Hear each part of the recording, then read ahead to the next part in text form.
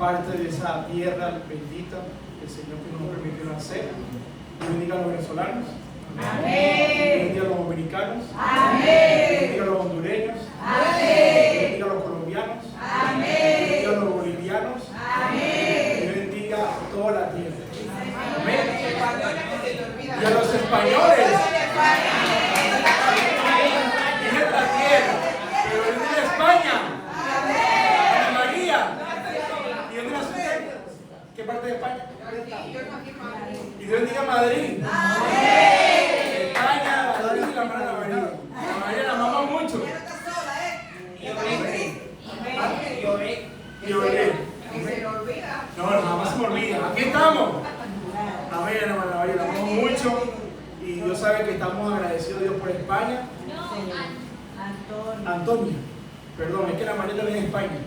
Eso me confundo, perdón. Mis hermanos, vamos a ir a la escritura sin más preámbulo a la primera epístola a los Corintios, capítulo 11. Voy a buscar acá, 1 Corintios 11, si me pueden, bueno, muy bien. 1 Corintios 11, vamos a estar leyendo esta epístola escrita por el apóstol Pablo. Y hoy vamos a estar, con la ayuda del Señor, procurando que hoy seamos enriquecidos como siempre a través de su palabra.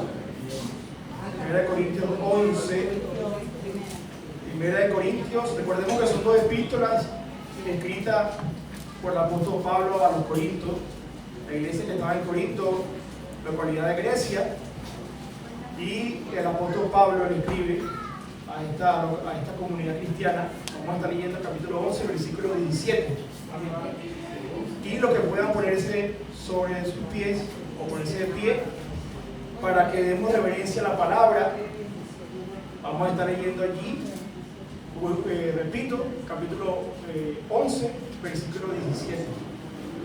Cuando todos lo tengan, por favor, para que entonces puedan confirmar y así poder leer lo que el Señor hoy tiene para nuestras vidas. Amén. Amén. Leemos la palabra honrando a nuestro Padre, a nuestro Señor Jesucristo y al Espíritu Santo. Amén. Dice: pero al anunciaros esto que sigue, no os alabo, porque no os congregáis para lo mejor, sino para lo peor. Pues en primer lugar, cuando os reunís como iglesia, oigo que hay entre vosotros divisiones, y en parte lo creo, porque es preciso que entre vosotros haya disensiones, para que se hagan manifiestos entre vosotros los que son aprobados. Cuando pues os reunís vosotros, esto no es comer la cena del Señor, porque al comer cada uno se adelanta a tomar su propia cena, y uno tiene hambre y otro se embriaga. Pues ¿qué? ¿No tenéis casas en que comáis y bebáis? ¿O menospreciáis la iglesia de Dios y avergonzáis a los que no tienen nada? ¿Qué os diré? ¿Os alabaré?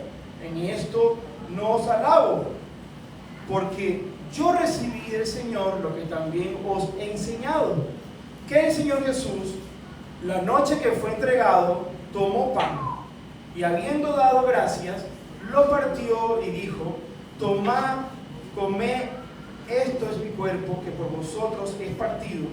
Haced esto en memoria de mí. Asimismo, tomó también la copa después de haber cenado, diciendo: esta copa es el nuevo pacto en mi sangre. Haced esto todas las veces que la bebiereis en memoria de mí. Así pues, todas las veces que comiereis este pan y bebiereis esta copa, la muerte del Señor anunciáis hasta que Él venga. Hasta que Él venga. Pueden tomar asiento. Mis hermanos, el mensaje de esta tarde se titula La comunión memorial del nuevo pacto. La comunión memorial del nuevo pacto. Ciertamente, esta carta que escribió el apóstol Pablo, como otras más, fueron escritas con un propósito, en este caso para poder hablarle a la iglesia. El apóstol Pablo le escribe a una comunidad que estaba en Corinto, una comunidad griega, la cual había sido, en este caso, había recibido y había sido convertido al Evangelio. Y ciertamente la iglesia de Corintio estaba pasando por ciertos problemas, situaciones que habían llevado al apóstol Pablo a poder enviar una carta para responder preguntas y resolver los problemas. Porque el apóstol Pablo, como todos o los que ya lo saben, era un hombre que Dios había escogido y había enviado con una comisión específica para poder llevar el Evangelio y sobre todo establecer el fundamento que es Jesucristo. Y en este caso, esta iglesia, podemos ver en el capítulo 1 que hay un problema. Y si vamos rápidamente al capítulo 1, el versículo 5 sobre todo, perdón, el versículo 10, encontramos la causa por la que Pablo le escribe a la iglesia. Esta iglesia estaba fragmentada por las murmuraciones y por otras cosas que estaban pasando en cuanto al abuso de la cena del Señor, y también porque había ciertas distinciones y sectarismos entre los hermanos. Quiero que veamos que la iglesia de Jesucristo no es perfecta. La iglesia de Jesucristo no es perfecta. Y es necesario recordar esto porque muchas veces tenemos un prejuicio cuando decimos vamos a la iglesia. Y a veces invitamos a personas a una iglesia y te dicen, es que ahí hay muchos hipócritas, es que ahí hay muchas personas pecadoras. Y sí es así, la iglesia de Jesucristo no es perfecta. Pero la iglesia de Jesucristo ha sido lavada por esa sangre preciosa de nuestro Señor Jesucristo. Y es lo que nos une. No nos une realmente que seamos perfectos porque no lo somos. Nos une de que a través del arrepentimiento de nuestros pecados hemos recibido salvación y vida eterna.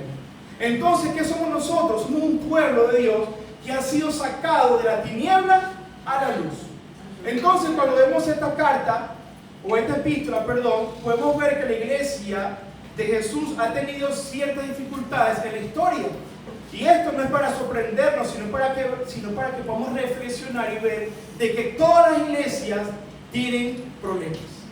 Todas las iglesias pasan por procesos y por situaciones que no deben ser sorpresa.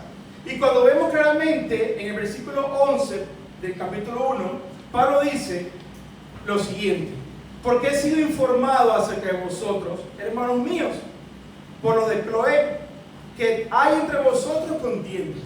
Entonces Pablo, a través de esta familia, recibe información de lo que estaba pasando.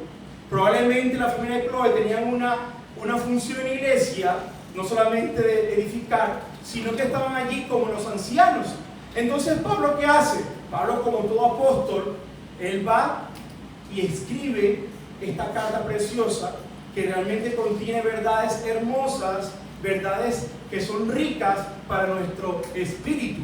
Y entre ellas nos habla, como hoy habló la hermana Francis, del matrimonio, capítulo 7. Nos habla de lo que pasó con un problema con un hermano, capítulo 5, que había cometido un pecado y que debía ser corregido. Y también en capítulo 8 nos habla de lo que sucede cuando no conocemos lo que es consagrado a lo que no es para Dios. Y de esa manera podemos ver que cada capítulo puede ser dividido en secciones. Sin embargo, cuando vamos al capítulo 11, de lo que acabamos de leer al versículo 17, estaba pasando algo en cuanto a la cena del Señor. ¿Y qué es la cena del Señor? ¿Qué es lo que podemos llamar la comunión memorial del nuevo pacto? Este tema realmente para muchos ya es conocido, pero hoy yo quiero que podamos ver de una manera más amplia el significado escritural de este evento. Y con su permiso voy a tomar un poco de agua. Damos gloria al Señor, amén.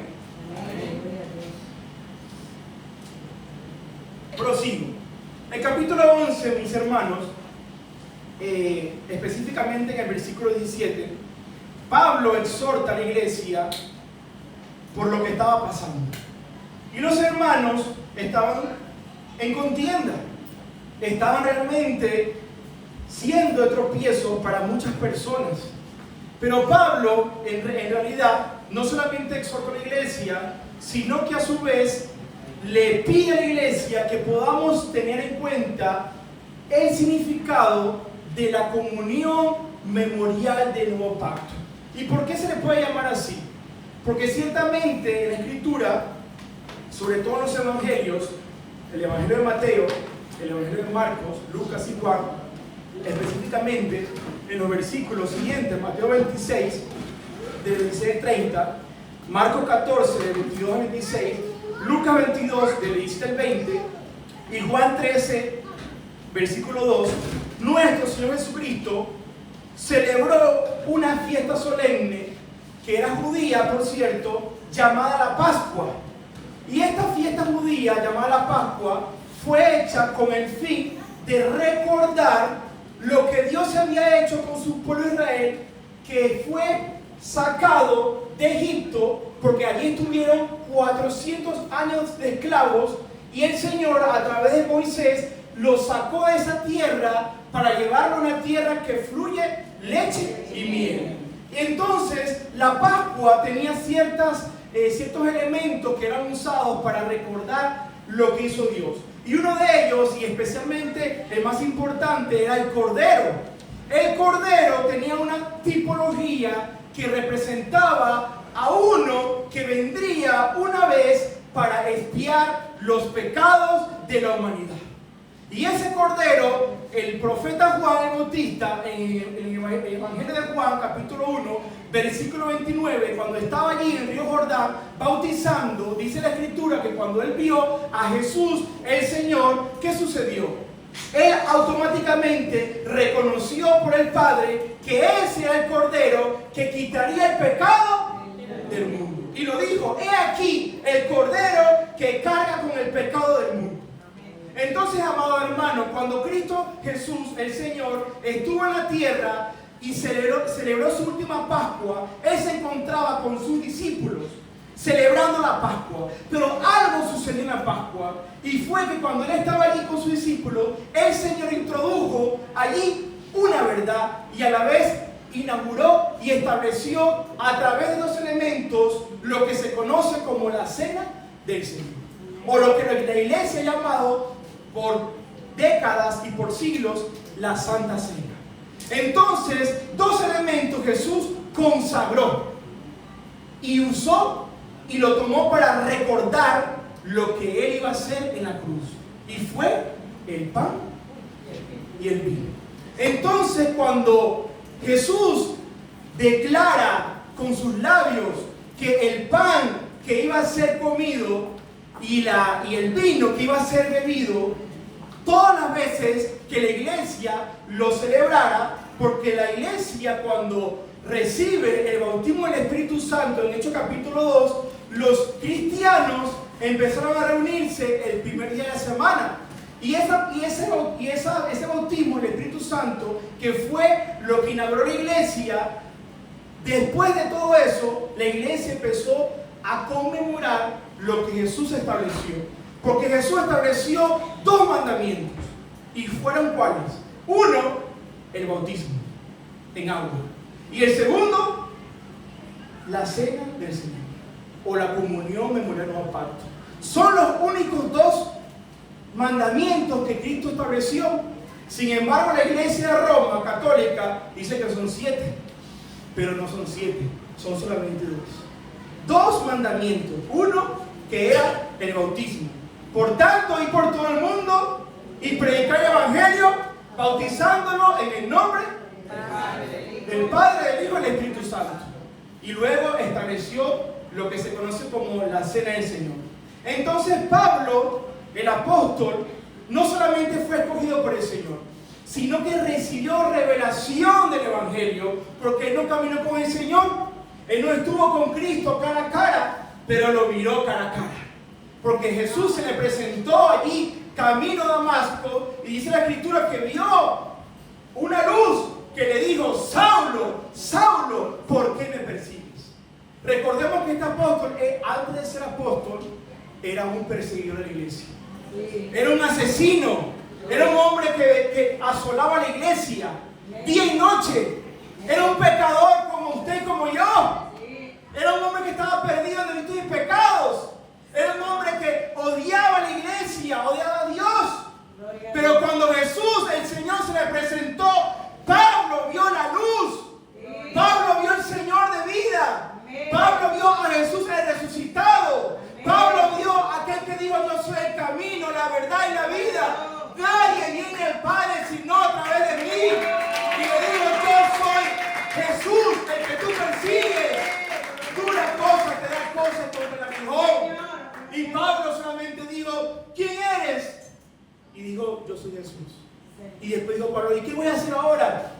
Y entonces allí se inicia el llamamiento santo que recibe Pablo, que antes era Saulo y después se convierte en Pablo. Entonces, mis hermanos, aquí vemos una verdad. Y Pablo le dice a la iglesia de Corinto: yo recibí esto del Señor. Y repite lo que Jesús dijo. Entonces, mis hermanos, estos elementos que Jesús establece son los que la iglesia ha usado y debe seguir usando. ¿Y cuáles son esos dos elementos? La galleta y el refresco, o la soda. ¿Y por qué digo esto? Porque ciertamente, lo digo con mucha tristeza, hay iglesias que no han aceptado esto de manera plena. Y yo soy muy celoso con esto, y lo digo con un celo del Señor. Es el pan y es el vino. No es la oblea, no es la galleta, no es la hostia que usan los católicos. Eso no pertenece a la Biblia. Solo es el pan sin levadura y el vino. Solamente son esos dos elementos. Ya lo que hagan los demás, ellos le darán cuenta al Señor. Pero la iglesia, la Rosa de Sarón, debe recordar hoy que fueron esos dos elementos. Pero hay algo más que hay que recordar, y quiero que podamos tomar en cuenta. Ciertamente, en la historia de la iglesia, cuando inició la reforma, surgieron varias interpretaciones de lo que era la cena. La iglesia de Roma había establecido una interpretación que se conoce como la transubstanciación. Eso, Rosales, ¿eso qué es? No se asusten. La iglesia de Roma creía que el pan y el vino, ellos sostenían en sí que era la sustancia, ellos decían que la sustancia del pan y el vino se convertían por completo en el cuerpo de Cristo. Ellos decían, y aún lo dicen, que la hostia y el vino que toman ellos, o el cáliz, como llaman la copa, ellos decían desde el siglo XV, o la misa, o la Eucaristía, que por cierto es una palabra bíblica, no se asusten, en el griego, pero ellos sostenían a través de su enseñanza o interpretación que el pan y el vino se convertían literalmente en el cuerpo de Cristo. ¿Cree usted eso? No puede creerlo. No puede creerlo. Pero también surgió otra interpretación de la Reforma protestante, porque no creamos que toda la Reforma fue realmente lo mejor. Sí fue algo maravilloso, pero hubo interpretaciones que muchas iglesias siguieron. Lutero, que fue un reformador de Alemania, Martín Lutero, él rechazó la transubstanciación y estableció lo que se conoce como la consubstanciación. ¿Y qué es eso, hermano Jesús? Es una doctrina protestante, principalmente luterana, que afirmaba y todavía afirma la coexistencia de las sustancias del cuerpo y la sangre de Cristo con las del pan y el vino. En otras palabras, Lutero enseñaba, porque así lo entendió, que el pan y el vino, Jesús estaba dentro de ellos. O sea que era mayor error que la iglesia católica. Entonces, más adelante vino un reformador llamado Ulrico Zwinglio, de Suiza, y este reformador recibió una iluminación. ¿Y por qué iluminación? Porque él después se opuso a lo que dijo Lutero, para que vean que la reforma también trajo sus ciertos debates y posturas. Y él dijo estas palabras. Él sostenía que la cena del Señor era un acto simbólico. Y allí empezamos a ver la verdad. Era un acto simbólico. Es decir, el pan y el vino no se transforman en el cuerpo y la sangre de Cristo como creía la Iglesia Católica, ni contienen realmente su presencia corporal. O sea que no podemos decir que cuando nosotros estamos comiendo el pan es Cristo mismo. No, hermano, eso no es lo que Jesús estaba diciendo. Jesús en los evangelios habló en muchas formas, habló en un sentido figurado y metafórico. Jesús en una ocasión dijo: yo soy el pan. Pero Jesús no es un pan. Jesús dijo: yo soy el agua. Jesús no es agua. Jesús dijo: yo soy la luz. Jesús no es luz. Pero en un sentido figurativo, Jesús es un pan que realmente sacia el hambre del pecador, que no puede llenarlo a través de nada, sino a través de él, como persona, como el Dios hecho carne. Pero cuando Jesús dijo: yo soy el agua, viva está hablando de aquella agua espiritual que llena tu espíritu, tu alma y tu ser. Eso es lo que en sentido figurado Jesús estaba enseñando. Pero jamás el Señor literalizó sus palabras como lo creía la Iglesia Católica y como lo creía el reformador Lutero. Entonces no hay que condenar a Lutero, ojo. Todos, de cierta manera, hemos tenido ciertos errores de interpretación en la Biblia, hermanos. Pero cuando el Espíritu de Dios viene sobre nosotros, trae la iluminación de esto. Entonces, amados, ¿cómo nosotros podemos celebrar o conmemorar esto? Una de las cosas que la iglesia debe saber es que la cena del Señor es a través de la participación de los que realmente han aceptado a Cristo como su Señor y Salvador. Los que se han arrepentido de sus pecados, los que han sido bautizados, pueden y tienen el derecho y la libertad de participar de este hermoso momento que se llama la Cena del Señor. Tristemente, hoy vemos que hay muchos hijos de Dios que cuando se va a celebrar la Cena del Señor, a veces hay un temor que no es reverente, sino que es un temor a veces de ignorancia, que es un temor a veces de falta de conocimiento, porque realmente la clave de entender lo que Jesús estaba diciendo está en el versículo 25 y 26. Y hay una palabra que pasamos por alto muchas veces en lo que dijo Jesús, y es la palabra memoria.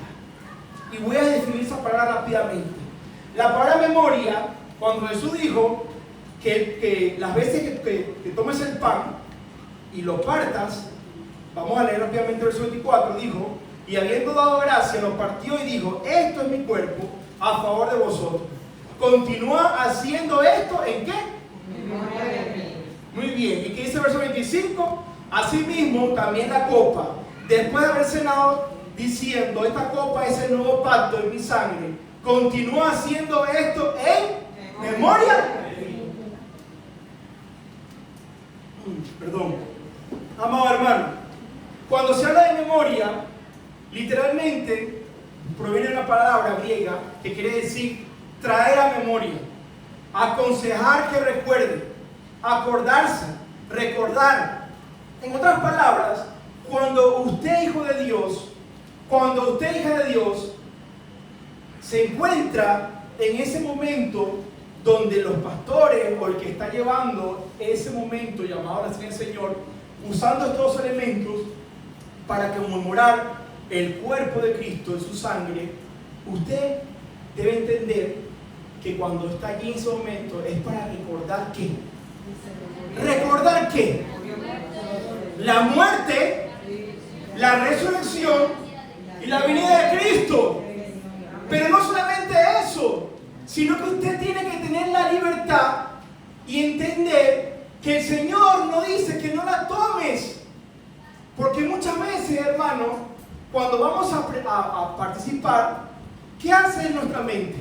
Empiezan los pensamientos de culpa, empiezan los pensamientos de vergüenza, empiezan los pensamientos de indignidad. Y todo eso se nos viene a la mente y nos sentimos como si no somos dignos del Señor, aunque no lo somos. Sin embargo, cuando Pablo le dice a los corintios lo que Cristo Jesús dijo literalmente, es para que usted recuerde que hubo una sangre que se derramó en la cruz. Hubo una sangre preciosa que se derramó por amor a usted y a todos nosotros. Que usted puede decir, Señor, aquí estoy. Aquí estoy, Señor. Y eso es discernir el cuerpo de Cristo. Y decir, Señor, no soy digno de ti. Y usted empieza a recordar lo que dice la Escritura. Con amor eterno te he amado. No me acordaré más de tus pecados, sino que los lanzaré a lo profundo del mar. Allí quedan los pecados de nosotros cuando pedimos perdón, cuando nos arrepentimos de corazón, hermano. Entonces, el recordar o hacer memoria de estas verdades es para que usted tenga paz. No es para que usted se excluya y no tome la cena del Señor.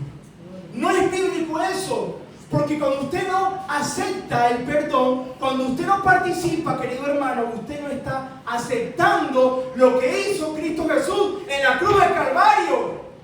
Usted no está aceptando su perdón, su gracia, su amor y todo lo que hizo para el bien, el disfrute como hijo de Dios.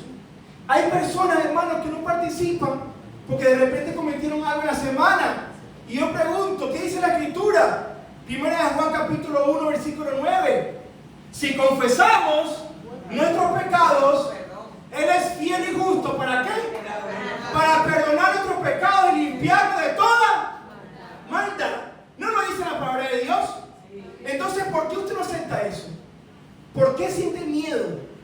¿Por qué siente temor? Si la cena del Señor o la comunión memorial del nuevo pacto es para que usted pueda celebrar que usted ya no es hijo del mundo o de Satanás, sino que es hijo de Dios y que ha sido lavado con sangre de Manuel y que usted ha sido sacado de la tiniebla a la luz y que ya no pertenece a este mundo, sino que pertenece a la ciudadanía de los cielos y que ahora es salvo por gracia y que ahora puede acercarse al trono de la gracia, hermano. Ya no estamos en la ley, que tiene que venir un sumo sacerdote cada año, porque en la ley se recordaba el pecado a través del día de expiación. Se recordaba el pecado de todo el pueblo, pero ahora en el nuevo pacto ya no se recuerda el pecado. Se recuerda que ahora el pecado ha sido cancelado, pagado y perdonado. Esa es la salvación, hermanos. Eso es lo que se anuncia en la comunión memorial del nuevo pacto. Anunciamos la muerte del Señor, anunciamos que Él murió en una cruz y que resucitó el tercer día, que venció la muerte y que dijo el diablo, hasta aquí llegó tu imperio de la muerte. Ahora yo tengo la llave del Hades. Eso fue lo que hizo en la cruz.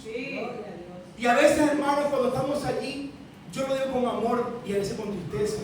Cuando veo que alguien no participa, yo digo, ¿cómo Satanás engaña la mente de las personas? ¿Cómo no participar de esto tan maravilloso? Es una celebración de victoria, hermano, la cena del Señor.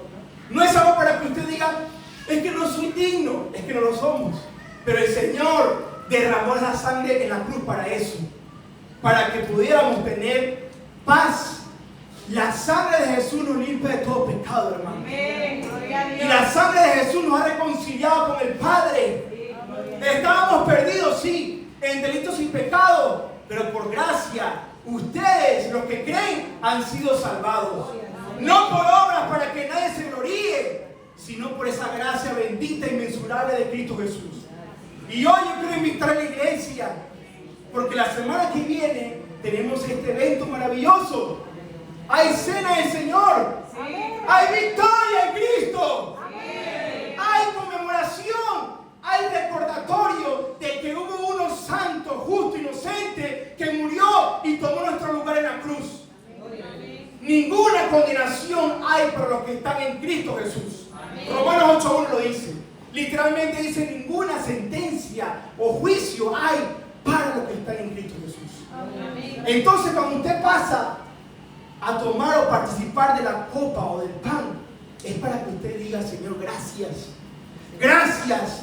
Gracias, gracias, Señor, por lo que hiciste por mí, porque no lo merecía, pero el Señor dice, yo lo hice por amor, yo lo hice por amor, yo lo hice por amor, porque de tal manera amó Dios el mundo que envió a su Hijo unigénito para que todo aquel que crea no se pierda, mas tenga vida eterna. Entonces, querido hermano, ¿qué va a hacer usted el próximo domingo? ¿Se va a quedar así excluido? ¿O va a gozarse en la comunión memorial del nuevo pacto? Amén. ¿Qué va a hacer usted? ¿Va a aceptar que Satanás invada su mente de culpa? ¿O va a recibir el perdón y la gracia gratuita que solamente hay en Cristo Jesús? Amén. Queda de su parte, hermano. Queda solamente de su parte y de su decisión. No permita que los pensamientos, los dardos de fuego maligno le roben esa hermosa bendición. Yo, hermano, cuando participo en esto, yo me alegro, me gozo, porque para eso Pablo dice, disciernan el cuerpo, para que no recibas juicio correctivo de Dios. Porque eso es lo que pasa, hermanos. Gloria a Dios. Hermanos, los niños lloran, no se preocupen. Y ya para finalizar, Gloria a Dios. Gloria a Dios. yo sí tengo calor, lo confieso. Gloria a Y Dios. el sol para mí es bueno. Pero gloria a Dios por el verano y por el clima. Amado hermano, son los últimos tiempos. El enemigo ha querido venir como siempre a engañar. Ha querido como siempre mentir. Es el padre de la mentira. Es el engañador, el acusador de los hermanos. Pero Cristo es el Señor. Cristo es el sumo sacerdote. Y dice su palabra en Hebreos 4, versículo 12 en adelante, que no tenemos un sumo sacerdote que no pueda compadecerse de nuestras debilidades, sino uno que fue tentado en todo, según nuestra semejanza, pero sin pecado. Y después dice, acerquémonos pues confiadamente al trono de la gracia, cosa que solamente hacía el sumo sacerdote, y él tenía que hacerlo primeramente por él y después por el pueblo. Pero ahora no es así. Ahora en este nuevo pacto se ha rasgado el velo en dos, Gloria a Dios. para que nos vamos a acercar al Padre, hermano. No importa la hora, no importa el lugar, no importa la distancia. Automáticamente cuando usted dice, Señor, he pecado contra ti. Así como el hijo pródigo, cuando estaba perdido, cuando había salido de la casa del Padre, cuando había abandonado la herencia y todos los beneficios del Padre. Pero dice la Escritura que cuando él, aleluya, reconoció y dijo, ¿qué hago yo aquí? Estoy perdiendo los beneficios de mi Padre. Puedo estar ahora en la casa de mi Padre y disfrutar de su gracia y de su amor. ¿Qué hago yo aquí perdido? De aquí voy a la casa del Padre, dijo. Volveré, regresaré y le diré, no soy digno de ti, aleluya. Y el Padre no lo rechazó, hermano. El Padre no lo excluyó. El Padre no lo condenó. El Padre no lo llevó al infierno. El Padre le dijo, mi hijo estaba perdido, pero ahora ha regresado. Mi hijo estaba muerto, pero ahora está vivo. Eso es la gracia de Dios. Eso es lo que hizo Jesucristo en la cruz. Un nuevo pacto de sangre, aleluya, ratificado, sellado, hermano, para que usted diga, soy hijo de Dios por gracia. No permita que el diablo le engañe, hermano. Yo viví en culpa, hermano, siendo cristiano. Yo viví condenado siendo hijo de Dios por muchos años.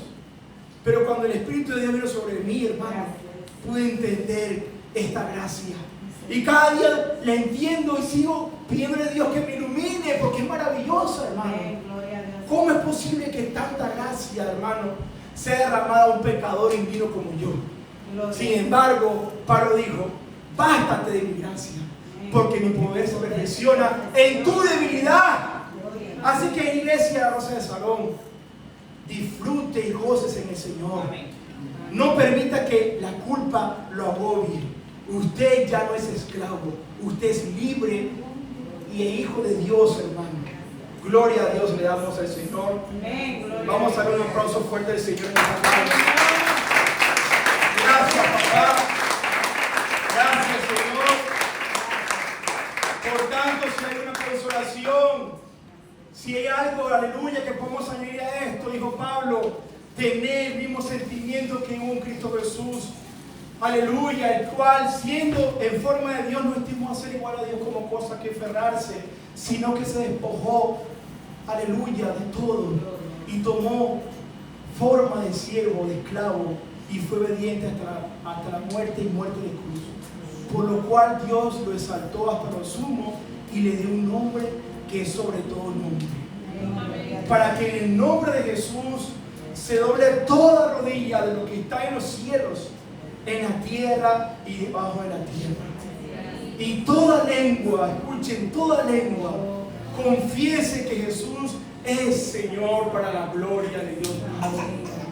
Jesús, gracias por este nuevo pacto. Gracias, Jesús, por lo que hiciste en la cruz. Hoy recordamos, Jesús, la gracia.